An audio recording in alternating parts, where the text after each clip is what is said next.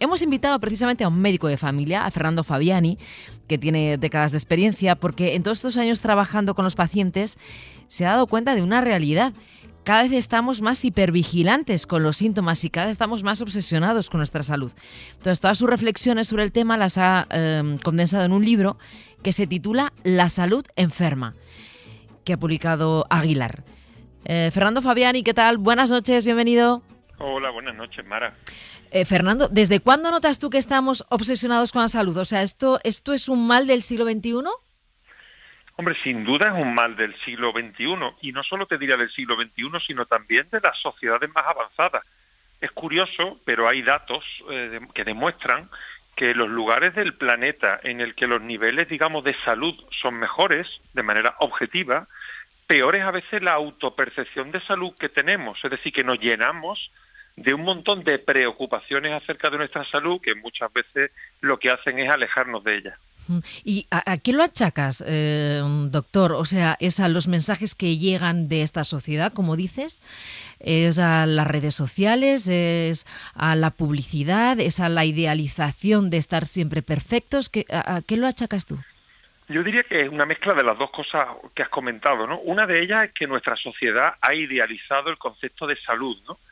Y cuando realmente creemos que salud es un estado absoluto de bienestar, sin la mínima molestia, sin el mínimo malestar, sin la mínima inquietud, sin el mínimo picor, Mara, cuando al final pensamos que la salud es algo tan absoluto, inevitablemente nos sentimos frustrados y nos sentimos que no la tenemos, porque esos sentimientos absolutos de salud son algo muy pasajero. Pero la segunda parte es que la sociedad en la que vivimos ha comprobado, y probablemente por el punto más capitalista o más comercial de nuestra sociedad, que al final el miedo a la enfermedad vende. Y al final, detrás muchas veces de distintas situaciones que nos influyen y nos hacen sentirnos enfermos, por supuesto viene la otra parte en forma de solución rápida. Y la solución rápida puede ser un complejo vitamínico, puede ser hacerte un seguro privado de salud, puede ser hacerte muchas pruebas o comprar ese alimento que en etiquetas en el supermercado promete que te va a hacer, por ejemplo, subir las defensas. Hay una parte interesantísima del libro. Primero, el título. Te felicito por el título, La salud enferma.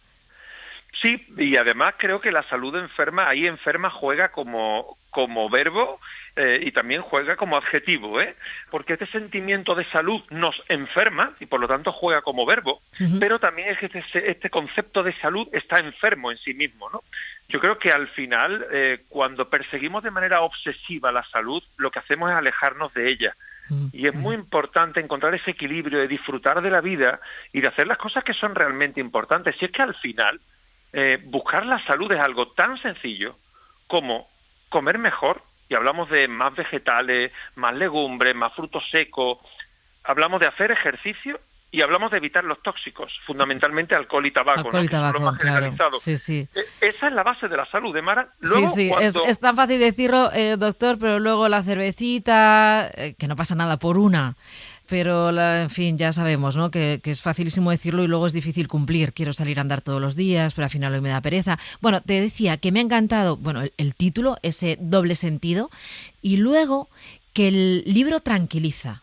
Por ejemplo, tú dices que normalmente los adultos tenemos una media de 4 síntomas al día, que no significa que estemos enfermos. Bueno, es que muchas veces no son síntomas, quiero decir, son señales de que tu cuerpo está vivo. Por ejemplo, ¿cuáles dices? Yo me levanto, por ejemplo, hoy y digo, ay, me tira un poco la espalda. A ver, párate un momento. Me tira un poco la espalda. A ver, ¿qué hiciste ayer? No, estuve toda la tarde en el sofá viendo series. Bueno, pues es normal que la espalda te tire. La espalda se está quejando y te está diciendo, oye, levántate, muévete. Es decir, que hay veces que nuestro cuerpo nos manda pequeñas señales. Oye, me he levantado que me molesta un poco la garganta. Claro. Te acostaste ya a las 2 de la mañana hablando fuerte, además estuviste fumando. Pues es normal que te moleste un poco la garganta. Muchas veces el cuerpo reacciona y ni siquiera eso se merece que le demos la categoría de síntomas, porque detrás no hay ninguna enfermedad propiamente dicha. Ya. ¿Y cómo podemos definir la hipervigilancia? ¿Cuándo estamos siendo demasiado vigilantes de lo que nos pasa? ¿Dónde está ese límite entre, claro, también es que los mensajes que nos mandan es que tenemos que hacer el diagnóstico precoz, que tenemos que estar pendientes de nosotros porque es muy importante un diagnóstico precoz? También esto nos obsesiona un poco. Entonces, ¿cómo podemos distinguir entre estar hipervigilantes o ser responsables de nuestra salud?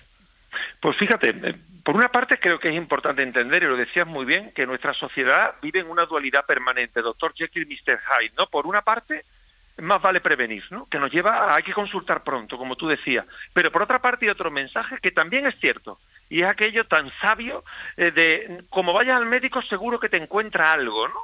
Ese equilibrio entre ir al médico cuando realmente hace falta y cuando realmente hay que prevenir, ahí es donde está la excelencia.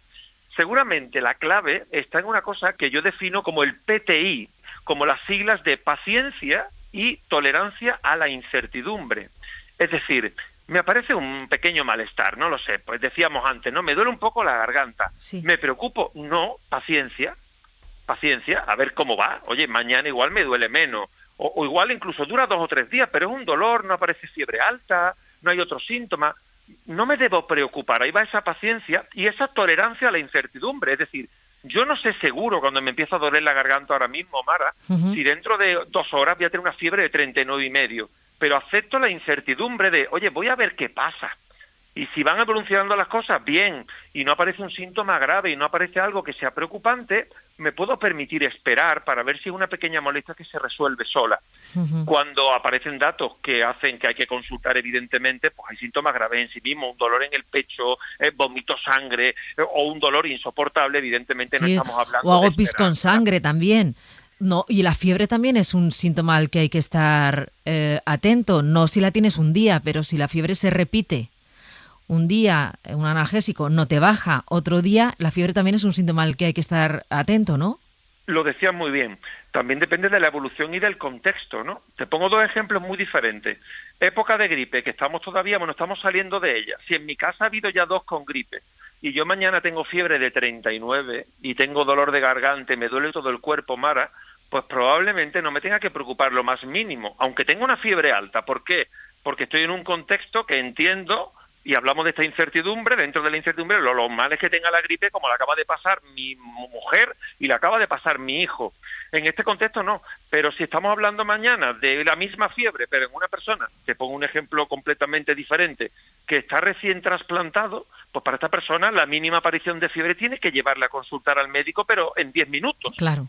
Es decir, al final lo que tenemos que ver es, digamos, la situación global de todo, porque de verdad, Mara, a cualquier síntoma que tengamos le podemos buscar un diagnóstico, un nombre, y detrás de eso un tratamiento, pero ponerle etiquetas, nombres y diagnósticos a cualquier pequeño malestar cotidiano realmente no nos acerca a la salud, nos aleja de ella. Hay una cosa que también sería interesante dejar claro y que tú dejas súper claro en el libro, y es que luego hay determinadas circunstancias que te hacen estar más vigilante. Por ejemplo, si tú tienes antecedentes de cáncer de colon, tienes que hacerte una colonoscopia probablemente una vez al año mínimo, y luego cuando ya te vayan diciendo los médicos. Si tienes un antecedente de un cáncer de mama también, o sea que los antecedentes sí te hacen estar un poco más vigilante por eso, porque tú tienes un antecedente. Efectivamente, lo decíamos antes hablando de la fiebre en un ejemplo, y lo decías tú muy bien hablando de los mal llamados chequeos, ¿no? Es decir, el chequeo rutinario, lo que todos entendemos como un chequeíto, oye, hacemos unas pruebas para ver cómo estoy.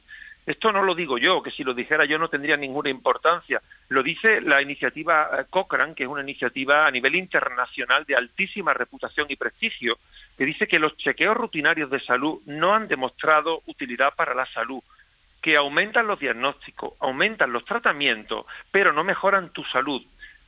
Frente a esto, ¿qué es lo que tenemos? Y tú lo señalabas muy bien. No el chequeo de rutina, las pruebas iguales para todo el mundo, sino yo qué necesito. Y tú ponías ejemplos muy claros. Si yo tengo antecedentes familiares, si mi padre, si mi madre, si mi hermano han sufrido un cáncer de colon, yo tengo un elevado riesgo y por eso me tengo que hacer determinadas pruebas, una colonoscopia, y que se irá repitiendo cada 5 años, cada 3 o cada año, según los hallazgos en las colonoscopias previas. Eso está indicado. Ahora, ¿esto significa que todas las personas que tengan 30 años se deben hacer una colonoscopia por si acaso? No, hay que adaptarlo al riesgo de cada uno. Y el riesgo, tú lo decías, depende de los antecedentes familiares, pero también dependen de mis hábitos, también dependen de en qué trabajo, también dependen de mis situaciones vitales. Por eso es tan importante que personalicemos qué necesito yo realmente, porque lo que ha demostrado ser útil para mí, perfecto, pero lo que no hay que evitarlo. Hay que entender, aunque a veces sea difícil de explicar, que más en medicina no siempre es mejor, que hay que hacer las pruebas que están indicadas y las que no es mejor evitarlas. Bueno, doctor, vamos a repetir los 4 puntos básicos para mejorar la salud. Ya de envejecer hablamos otro día. Bueno, es importante lo de envejecer. Sí, yo creo que a eso le podemos dedicar otro capítulo, que es lo que va unido al envejecimiento, que también eso necesita un capítulo aparte. Y querría que cerráramos esta entrevista repasando estos 4 puntos básicos que decías al principio, que decías que es tan fácil, porque es A, B, C y D, ¿no? Comer más sano, hacer ejercicio y evitar tóxicos que suelen centrarse en tabaco y alcohol. En la medida de lo posible, en la medida de lo posible. Y ojo, y ser consciente de que podemos saltarnos cualquiera de esos hábitos cuando queramos, porque nos apetece, porque queremos disfrutar de la vida o porque queremos comernos un dulce y no pasa absolutamente nada, que también salud es disfrutar de la vida. Sí. Lo importante es que no nos engañemos y que no pensemos que por dar justo 10.000 pasos porque me he comprado un reloj hace 3 días, estoy muy sano si me sigo fumando todos los días 2 paquetes de tabaco.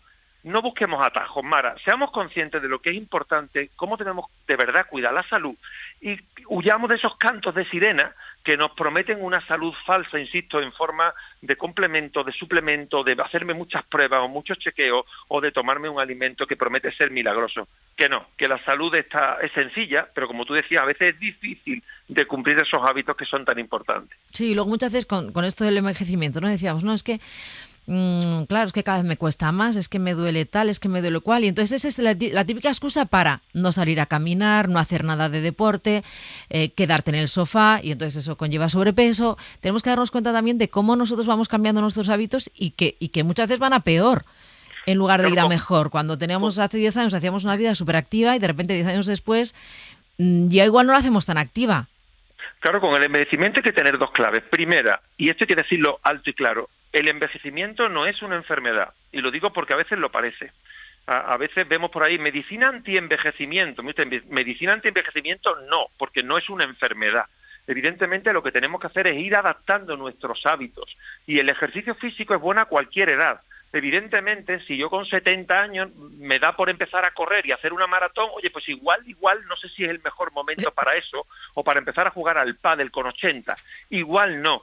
Hay que hacer ejercicio en todo momento de la vida, pero igual que cambiamos en otras facetas, cuando vamos cumpliendo años, pues también hay que irse adaptando, hay que adaptar la alimentación, hay que adaptar el ejercicio, pero al final la clave es la misma: buena alimentación, ejercicio, evitar los tóxicos y, por supuesto, adaptada a cada una de nuestras circunstancias, y la edad es una de ellas. Uh-huh. Doctor Fernando Fabiani, autor de La salud enferma, muchas gracias por habernos atendido aquí en El Faro. Gracias a vosotros siempre, ese faro que siempre nos guía, claro que sí. Buenas noches. Buenas noches.